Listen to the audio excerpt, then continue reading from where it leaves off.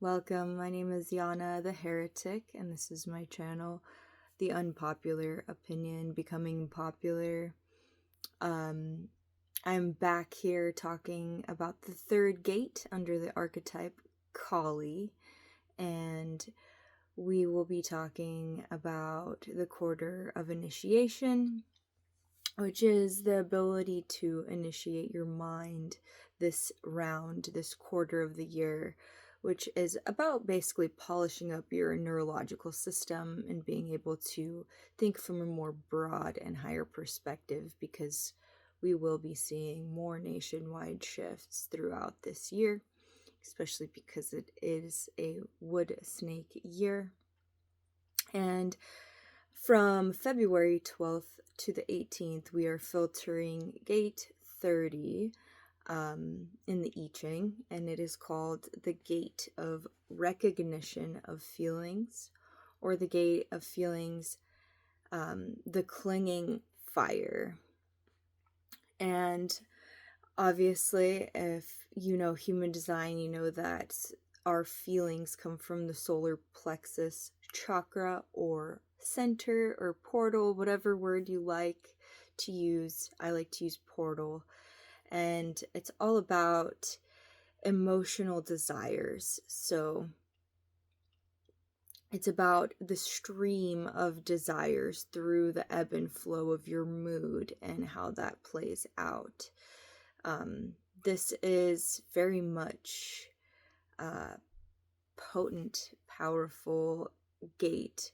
The emotional center is an awareness center and a motor, so it creates energy, but it also creates awareness, because through our lows and highs and our emotions, it guides us towards things and through experiences that are either good for us or not.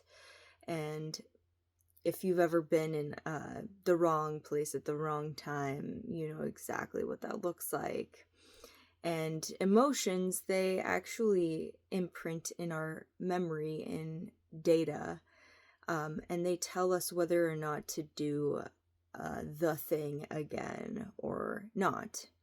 And typically, a lot of the time for gate 30s, I have this gate, I can vouch for this. Your desires can lead to a dead end, or can lead to an experience that basically makes you broke, ruins your reputation, you end up hurting people. It just depends on your mood, and it depends on where you are in time and space. So another gate of Kali, and this is really the creator force of Kali. This is really like the fire of Kali.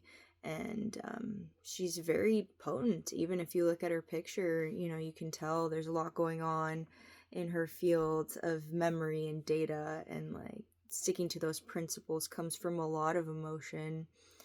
And the emotional center is very confusing because it tends to change on a whim, and it can cause us to end things prematurely and go to another fantasy, go towards another desire. And everyone is pulled into that magnetic field.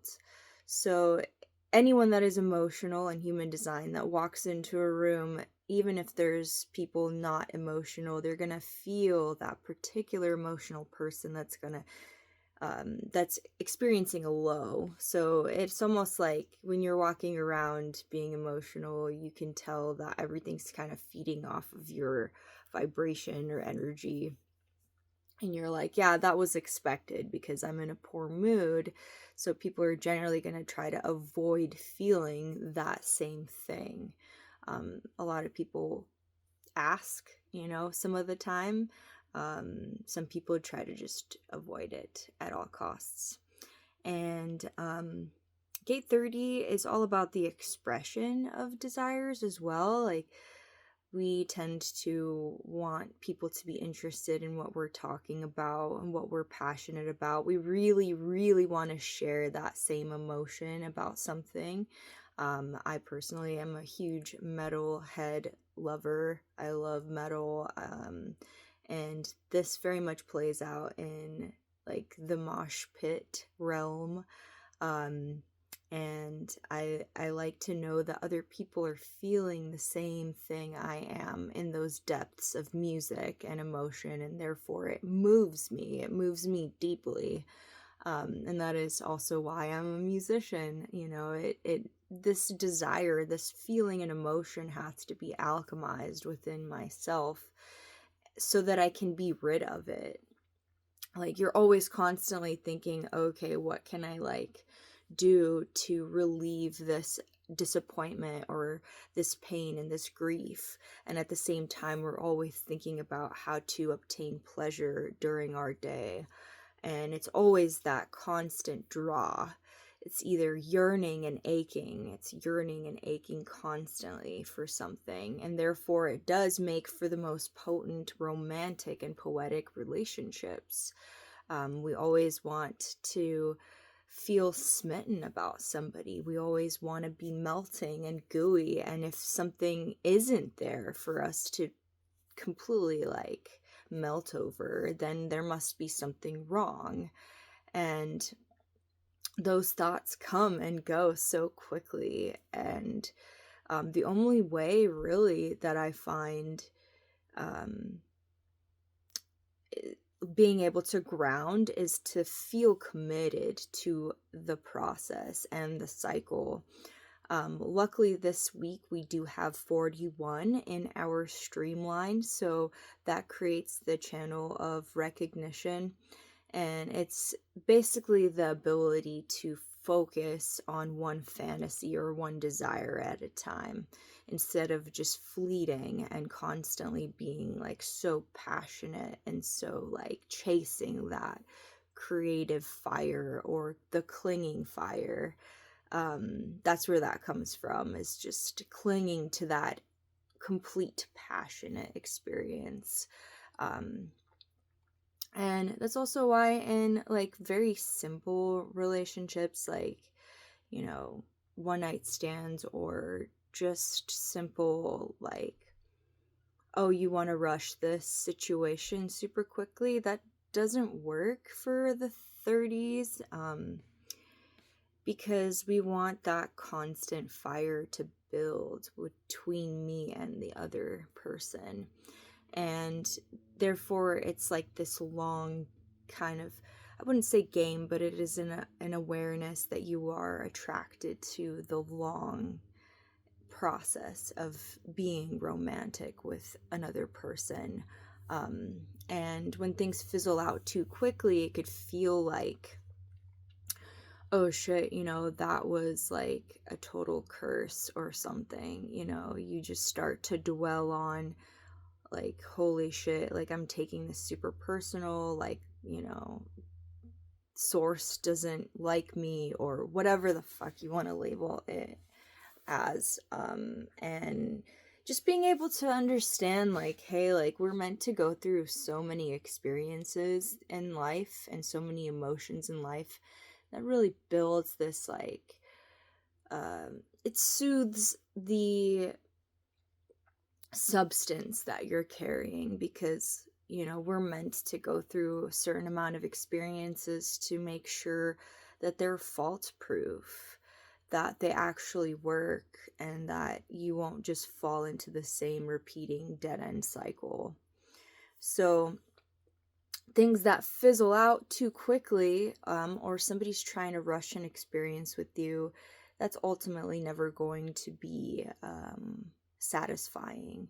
And gate 30s, like, we're subject to expectations. We have a lot of expectations, you know.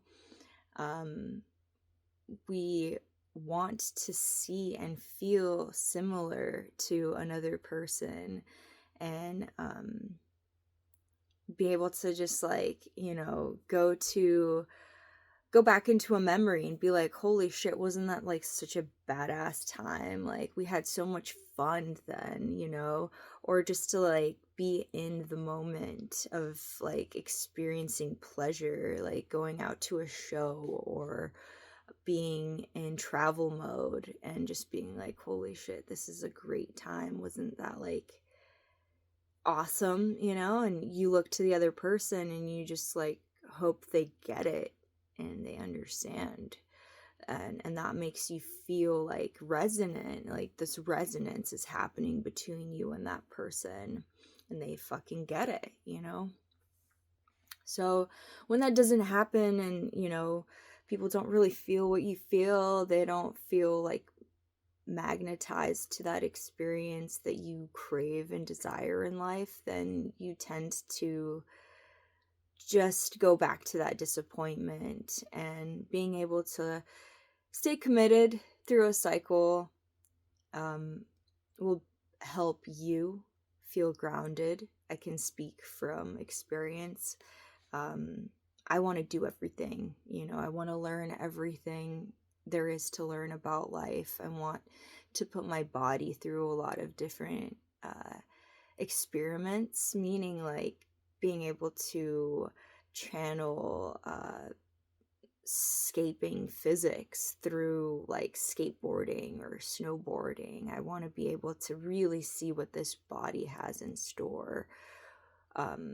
When it comes down to my own personal strength or flexibility or whatever it is, and being able to know like, hey, like you probably need to rest and you need to take it easy on yourself, and things will still come. That's what I mean about being committed. It's never like you really put that idea down or that desire down. It'll still come, but it'll be in paces, and that's okay. Like you don't have to feel like, oh, I'll never do that again, because if you desire it enough, it'll happen, it's still there. Um but yeah, like a lot of people I can see and say that it can be overwhelming for gate 30s to step into their life, because it's like, dude, like one thing at a time, what are you trying to do here? Like, and it's very much like there's so many ideas, there's so many things coming, and it's contagious, like that's the cross that this gate is on. It's on the cross of contagion, and it makes other people feel that same thing. And some people are like, yeah, like that's actually not what I want, and I don't want to like have any part of that shit, um but uh also knowing the channel of recognition and the 4130, that's all about knowing that ideas are going to come to your head and knowing that you want to express the ideas that are in your head, but understanding that they won't always realize, they won't always happen, because you can't just become like, you know, a chemist or physicist overnight. It's going to take you a long time to get to the point that you want to be at. So that's why commitment is important, because it'll let you stick to the mastery that you're meant to channel into your life. And just going back in and saying like, hey, like, do I have the money? Do I have the resources for this? Do I have the support for this? Do I feel like in my body this is actually drawing me in? And I've thought about it through cycles of emotion. Is it still sticking? Is it something that makes sense for me? And are there limitations that are completely difficult to penetrate through, whether it's physically, financially, mentally, spiritually. Like, what's that going to look like? So that, and also not being too hard on yourself or others for like your expectations not getting you where you wanted to go. Because we can go through years of not really gaining much wisdom at all, other than, oh yeah, like I'm gonna know what that's like next time around. I'm gonna be able to see it for what it is, and try to end the cycle before it's too detrimental for me or the other person. So that's the most important meat of this gate 30 this week. And if you have any more questions, if you feel like you absolutely have this gate and it's very confusing and it's been detrimental to your life and to your movement forward, I fucking know what it's like. And I always appreciate vulnerability and honesty, and I understand what it's like to have these desires. I wanted to talk about the prism of light that you are. So, human design, this is what it means to have a light body, or, there's been a lot of spirituality that doesn't explain this, but to me, this makes a lot of sense through the human design realm, because we are all born at a specific time in a specific place on the day that you were born, and this is the way that the universe, the lighting of that moment, falls into the prism of your design. So it's a crystal. Like a crystal, if you ever have done or dabbled in crystals, especially quartz, you could see through it. And it's almost like an empty field, an empty mineral. And it is known to store data. Why? Because it's transparent. You can speak something into its memory. You can speak something into the minerals that are present. And it's the same way that our bodies are. This light filtration of that specific moment when you were born, you came out of the womb, it was a lighting. It's a planetary lighting that comes through your crystal and imprints your design into it. And that is what is consistent. And being aware of all of the prisms of light that come through the field allows you to understand, like, oh, okay, I have this, but I also have this other thing that contradicts it. And being able to be aware of these things is the only way that you're really going to feel grounded within yourself. And soon enough, you won't have to blame anything or anyone. You'll know, and you'll be like, oh shit, I acted like a total asshole at this moment, and that's because of my emotions, or that's because I couldn't be confronted about something, or I was deaf to hearing that particular thing. And being able to readily apologize or to understand yourself is very vital for this day and age. So any questions at all, let me know. Speaking of questions, I'm going to read off the questions of the week that I construct for you to write about, because writing is a complete and powerful tool for manifestation, especially those that don't have a defined throat. So I think that writing is extremely powerful when you're not able to truly be heard or to truly manifest things readily, because you'll never know what comes out of you if you just start to write. So,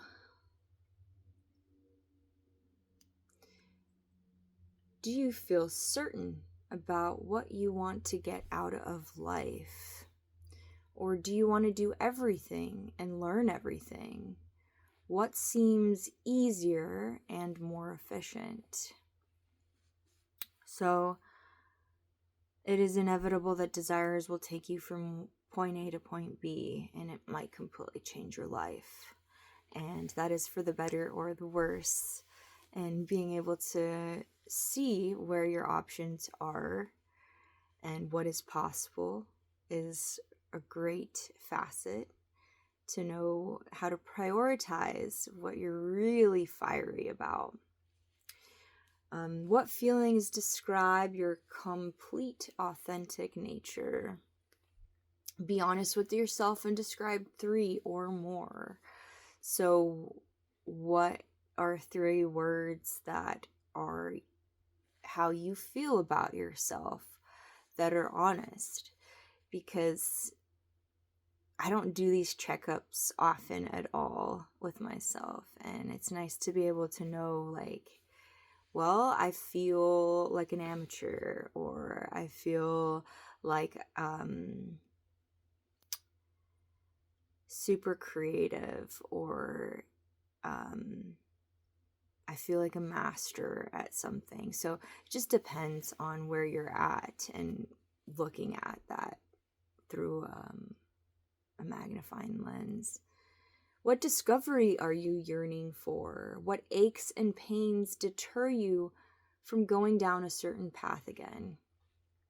So I'd like to say that, our ajna, our third eye, it's our center up here in our vision. That is where your amygdala or limbic system stores data. And sometimes the data that we have in there prevents us from really moving past our fears and past our ability to experience something again for the fear that you're going to fail. I think it's extremely wise to be able to get past that limitation, but sometimes it's it's better to put it down as well as, like, okay, I've tried that out many times and it's actually not PTSD. It's just that I don't really enjoy that at all. So I'm not going to do that anymore. Kind of like knowing where that lies is great. And this week will bring up more aches and yearnings. So think about, what's actually consistent for you. Like, this may actually break you out of the box that you're in so you can experience new things and go for these desires. But if that's not common for you and you really decided to change your life and you decided to change your direction, after this week is over, you might not feel the same way. You might not still like that person you were craving this romantic relationship with. So just keep that in mind in the back of your head, and don't let it deter you from experiencing, but just realize that you're not gate 30, that's just what we're filtering. So don't uproot your whole entire life unless you're completely sure and you let those emotions settle within you. What happens when your yearnings fizzle out too fast, and what can you learn from that? How could you make your entire life a poetic and romantic novel?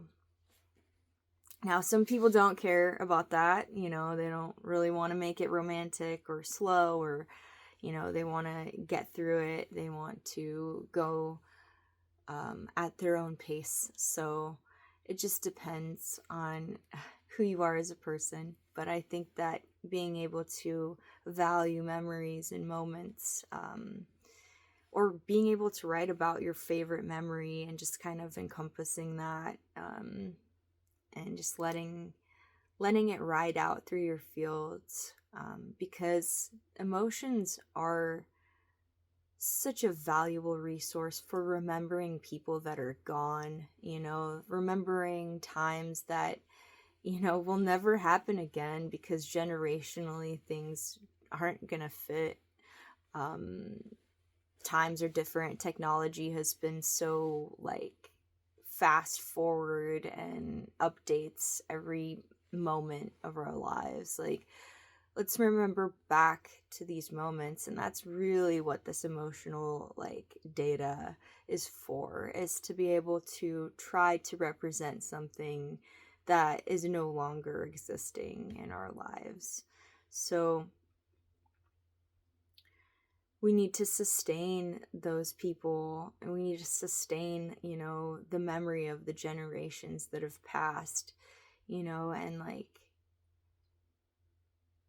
that's generally like how we can be like hipsters if we want to, because we're like, oh yeah, like remember those times people were so cool, and I just want to like create that essence again, when we didn't have technology or phones, or like, when my grandma was alive or whatever it may be. That's really what it's for. And I hope that you feel as much as you can, um, that is pleasurable in your day to day, and be able to at least get back there if you've traveled far from it. Um, know that this is a driving force within your awareness, and you are beautiful no matter what. So, on that note, I will end this video, and shoot me some questions, some comments. I would love to hear from you.